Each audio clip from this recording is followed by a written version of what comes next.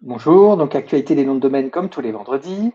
On démarre avec une info qui est liée à ce qui s'est passé la semaine dernière. On avait parlé de etc.com, une très drôle procédure UDRP dont on parlait dans le groupe Facebook et ça n'a pas traîné et l'issue est déjà connue. La personne qui avait fait la demande a retiré donc la plainte UDRP.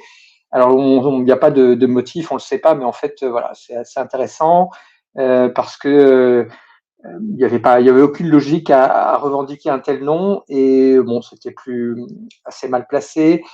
C'est un haut cadre de Publicis qui faisait la demande, donc bon, il a été tagué sur Twitter, sur LinkedIn, etc. Donc ces gens-là savent maîtriser la communication et peut-être que voilà, il s'est rendu compte de l'erreur et il a demandé à ce que ce soit retiré. Bon, pas plus d'infos, mais en tout cas, etc.com, procédure UDRP terminée. Pareil, par rapport à la semaine dernière, les enchères CEDO, alors maintenant, il nous affiche celle de la semaine du mois prochain. Euh, bah, on pouvait s'y attendre, hein, c'est exactement ce qu'on imaginait. Il y a eu un flop total et ça correspond à la réalité de la vente des noms de domaine génériques et brandable au quotidien. C'est-à-dire que c'est pas parce que vous mettez un nom en vente qu'il va se vendre. Il faut que vous trouviez la personne qui, quelque part sur la planète, en a besoin. Et en général, cette personne, elle vous contacte. C'est pas parce que vous mettez en vente aux enchères des noms de domaine qui vont se vendre. Si personne n'en a besoin, quel que soit le prix. Là, ça démarrait à 99 euros. Voilà, donc il y a eu 170 domaines mis en vente, à peine 10% qui sont partis et pratiquement tous à 99 euros. Donc, tous ceux qui sont partis. Donc, voilà ce qui se passe. Hein, c'est assez symptomatique finalement de la vente de noms de domaine. C'est pas si facile et il faut être très patient. Et il y a peut-être des noms de domaine qui se seraient vendus beaucoup plus cher, mais il faudrait trouver les personnes. Et CEDO concerne essentiellement des acheteurs, plutôt des vendeurs de noms de domaine. Donc les vendeurs, ils sont vendeurs, ils ne sont pas acheteurs, donc c'est très très difficile de vendre dans ce type d'enchères. Sans compter, moi là j'en ai vendu un là sur les 10 qui ont dû partir ou les 20, j'en sais rien, mais c'est simplement 99 euros et il faut savoir que c'est pas du tout sûr non plus que les gens vont payer. Hein, on est sur un secteur où les mauvaises pratiques sont assez courantes, la personne clique, voilà, ça n'engage pas tellement. Donc il y a ça également. Euh, Actualité plus importante, plus intéressante, vers un dénouement de l'affaire .web. Donc là, je mets un lien vers toujours Domain Insight, qui est un très très bon blog d'actualité. Alors les anglo-saxons sont pas comme nous, c'est pas très structuré, il faut le lire 3 fois. Je pense qu'on n'est pas habitué pour comprendre ce qu'il raconte, mais le contenu, il est intéressant. Pour revenir sur le contexte, de quoi il s'agit, il y a web.com, pardon, web, il ne faut pas que je dise web.com parce que c'est autre chose. Web.com, c'est l'entreprise la pire du secteur, là, avec Snapnames, Network Solutions, Numjet, etc. Donc, ça, c'est web. C'est l'extension web qui, comme toutes les extensions, les nouvelles extensions qui avaient au moins 2 candidats, a été mis aux enchères. Donc, en 2016, ils ont mis aux enchères l'extension web et a gagné un groupe qui s'appelait Nous.co. On ne savait pas qui vraiment était derrière pour 135 millions de dollars, mais en fait, c'était VeriSign qui possède déjà .com, .net, qui s'était caché et qui avait fait un contrat avec les gens qui ont enchéri pour eux pour pouvoir le récupérer. Donc Affilias, qui était deuxième, est aujourd'hui en train de multiplier les procédures pour dire que l'enchère n'était pas valable. C'est Donuts, qui faisait partie aussi de l'enchère, qui avait fait la première procédure. Donc finalement, ça a traîné.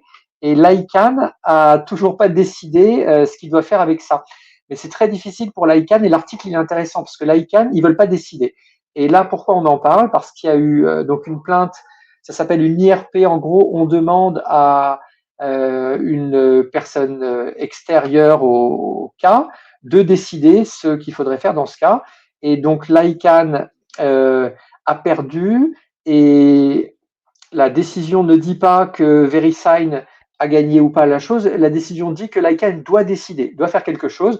Donc on s'attend à ce que maintenant ils décident est-ce qu'ils vont attribuer l'extension, alors donc pour 100 et quelques 135 millions de dollars à VeriSign. Alors il y en a qui considèrent que c'est pas normal parce qu'ils ont déjà le .com, le .net et que ça ferait une forme de mesure anticoncurrentielle. Il y a aussi un problème, c'est qu'il y avait le point web, il était déjà utilisé. Il y a une personne qui se considère ayant droit, qui l'utilisait. Vous savez, en ce moment, on parle beaucoup, c'est la mode des NFT. Si on va sur Unstoppable Domains, il y a plein d'extensions. On va taper Shelly. Alors là, c'est plutôt deux extensions, le crypto et le ZIL. Ces extensions-là, elles sont pas dans la racine ICANN. Et c'était pareil pour le web. C'est quelqu'un qui permettait d'accéder à des sites web, mais il fallait qu'on change ses DNS, ce que les gens faisaient pas. Et évidemment, c'est pas dans Google non plus, mais il avait l'extension .web et il avait fait toutes les demandes auprès de l'ICANN pour que ça rentre dans la racine. C'était vraiment un précurseur. Ça fait très longtemps qu'on peut faire ces extensions. Les meilleurs, c'est eux, OpenRoot, parce que tout ça, les cryptos, c'est un peu n'importe quoi. OpenRoot, c'est des Français, avec Louis Pouzin qui est vraiment une star, hein, et eux, ils vous permettent de créer vos extensions et de les utiliser, mais avec un accès différent qui n'est pas sur la racine classique du web, mais sur une racine extérieure. Donc, pour revenir à ça, le web, il existait. Et alors, je ne sais plus comment il s'appelle, donc le titulaire, lui aussi, considère qu'il a des droits. Et il y avait d'autres problèmes dans cette enchère. Donc, l'ICANN ne s'est pas décidé. Et l'article est sympa parce qu'il nous dit, maintenant, l'article nous dit que l'ICANN devra décider. C'est un peu délicat, hein, parce que l'ICANN, en fait, ils sont complètement au service de ces entreprises-là. Ils sont cul et chemise avec eux. Et ils auront du mal à donner raison à Donuts plutôt qu'à VeriSign ou autre. Hein. Eux, ils mangent à tous les râteliers, ils veulent être bien avec tout le monde. Je sais pas, c'est un peu comme si, je vous vois un exemple, voilà, par exemple, c'est un conflit entre Macron et Le Pen, et puis c'est BFM TV qui doit décider. On sait bien que BFM TV, ils seront du côté du gagnant et ils ne seront jamais objectifs, et c'est pas le but. Là, c'est pareil. l'ICANN, ils vont pas être objectifs, ils veulent être du côté de ceux qui les font vivre. Donc c'est un cas intéressant. L'extension .web, il y a énormément d'enjeux. Je ne sais pas ce que vous en pensez. Pour moi, c'est bidon. On exagère énormément le potentiel de ces nouvelles extensions en pensant qu'un nom, ça suffit. Mais non, un nom, ça suffit pas. On n'a pas besoin aujourd'hui d'un point web. Il y a déjà plein d'extensions. Alors, ça peut marcher s'il y a une bonne stratégie, si c'est bien développé. Mais VeriSign, c'est une grosse structure, etc. Ils vont rien faire. Ils savent que faire fonctionner une rente. Donc, pour moi, le point web, ça sera un fail. Très, très probablement parce qu'ils n'ont pas le savoir-faire. Ils n'ont pas la motivation. Il n'y a pas de besoin. C'est pas parce que je la lance, l'extension, qu'elle va fonctionner. Je suis pas convaincu, mais dans les commentaires, vous pouvez me dire si vous pensez qu'il y a vraiment des enjeux et que le point web, va tout révolutionner. Une enchère sympa, assuranceauto.com. Là, vous avez donc chez Dropcatch, c'est nom de domaine assurance auto avec et sans tiret qui ont droppé cette semaine et ça a été récupéré par un Français. Donc, c'est des noms. Si on regarde alors vous n'allez pas voir les métriques parce que je pense que ça ne s'affiche pas dans StreamYard. Donc voilà, il n'y a que 3 domaines référents. Donc c'est pas pour le référencement.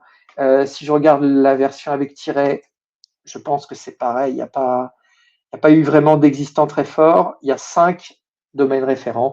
Donc voilà, c'est des domaines qui n'ont pas vraiment d'existant, mais qui ont été rachetés pour créer un site par Julien Jiménez, qui est alors, c'est le SEO qui met tout le monde d'accord. Hein. Le niveau en SEO, il est très élevé en France. Mais il y a quand même un qui est. Alors, je ne sais pas si c'est au niveau simplement des connaissances, mais au niveau du mindset, hein, qui est vraiment la référence, qui est très, très suivi, qui est un fonctionnement très atypique et qui est très doué. Et il a pris là il a eu le courage de dépenser 7 000 $ pour assuranceauto.com et assurance auto. Et on voit qu'il y a déjà un site qui va se mettre en place. Ça serait intéressant de voir comment ça va évoluer, mais là, il y a un business model. Quand vous récupérez un nom de domaine générique, que vous êtes capable d'en transformer en un site, et en plus avec un peu de trafic, là, on est sur des requêtes avec des enjeux, et pour le connaître, je pense qu'il le vendra bien plus cher et qu'il fera une plus-value parce que c'est dans son ADN, mais elle peut être significative parce qu'on est sur une requête intéressante et avec beaucoup d'enjeux. Pourquoi j'en parle aussi? Parce qu'il y a eu le même prix pour la version avec et sans tiret. Ça, c'est assez rare hein, à l'international. Je dirais que ça existe qu'en France, où un nom de domaine avec tiret sera prisé. En Amérique, un nom de domaine avec tiret, c'est peut-être 1% de la valeur du sans tiret. Là, c'était la même valeur, 7 000 $ et puis 7 600, enfin pratiquement la même pour les deux versions. Donc voilà, une enchère intéressante. il y avait plus que 2 personnes à la fin, mais je pense qu'il y en a d'autres qui seraient intervenus. On est sur des prix normaux, entre guillemets. Alors, voice.com s'enfonce dans le n'importe quoi. Eh bien, ça, c'était que j'ai mal collé ou je ne l'ai pas effacé, c'est de la semaine dernière. Les noms de domaines disponibles que vous avez là, ben, il n'y en a pas beaucoup. Alors, je ne sais pas si j'ai raté, je ne trouvais plus mes listes. D'habitude, il y en a beaucoup plus. J'espère qu'ils sont sympas. Vous pouvez les enregistrer où vous voulez. Ils étaient libres ce matin quand j'ai regardé. Alors, je ne sais pas, par exemple, il y a quoi alors, le plus sympa, lelotus.fr. Le Lotus, il y a forcément un restaurant, une boutique, des gens qui s'appellent comme ça, qui voudraient acheter ce nom. Donc, à des fins de domaining, ça va vous coûter 5 € l'enregistrement. Il y a quand même une probabilité non nulle de le vendre. Et puis, plus vous attendez, plus il y aura de chance. Mais c'est surtout peut-être pour faire un petit site avec un nom sympa, facile à retenir et tout. Donc, à vous de voir si ça vous intéresse ces listes. Et j'essaierai la prochaine fois de faire une bien plus grande. Là, quand vous regardez les vidéos de la semaine, ben, c'est cette vidéo-là, parce que j'en ai pas d'autres. Il faut vraiment que je recommence les entretiens qui étaient super, mais le temps passe vite. À lire, à voir, donc je vous renvoie vers la newsletter AFNIC, qui est très bien. Il y a vraiment un changement à l'AFNIC, hein. Il y a de plus en plus de contenus, des contenus variés, et je trouve, moi j'adore ces sujets, donc je trouve ça toujours très intéressant, mais ce que j'aime bien, c'est que c'est de plus en plus différent. Et ça va vers la démarche personnelle que j'ai sur les noms de domaine, où on doit parler de la technique, du droit, de toutes sortes de sujets, du marketing. Et là, donc, c'est varié et c'est intéressant. Donc, je vous recommande de vous abonner si ce n'est pas déjà fait, puis de la consulter parce qu'elle est très bien, avec des gens qui prennent la parole et qui ont pas d'appréhension. Je pense que c'est ça qu'il faut, parce que voilà, on a plein d'infos à donner. C'est pas la peine que ce soit des articles parfaits qui révolutionnent l'internet. Non, non, mais je trouve la newsletter intéressante. Et donc voilà, elle vient de sortir une autre newsletter sur page 1. Alors là, je me suis abonné, je trouve ça super parce que Grégory Perrin qui fait ça, lui, il est référenceur, mais il s'intéresse aussi au nom de domaine. Donc, ça va être des infos qui sont pas que pour le référencement, mais qui vont parler un peu comme d'autres newsletters, voilà, de l'édition de site web et d'infos utiles. Donc, si vous êtes référenceur, c'est vraiment très synthétique, très, très qualitatif. Ça me fait penser un peu à la newsletter d'Olivier Andrieux, qui est la référence, je pense, en plus court, mais bon, qui se lit très vite et qui est accessible et utile. Donc, voilà le coup de cœur que je voulais vous partager. Je vous souhaite une très bonne fin de semaine et donc à la semaine prochaine, à vendredi prochain. Merci et au revoir.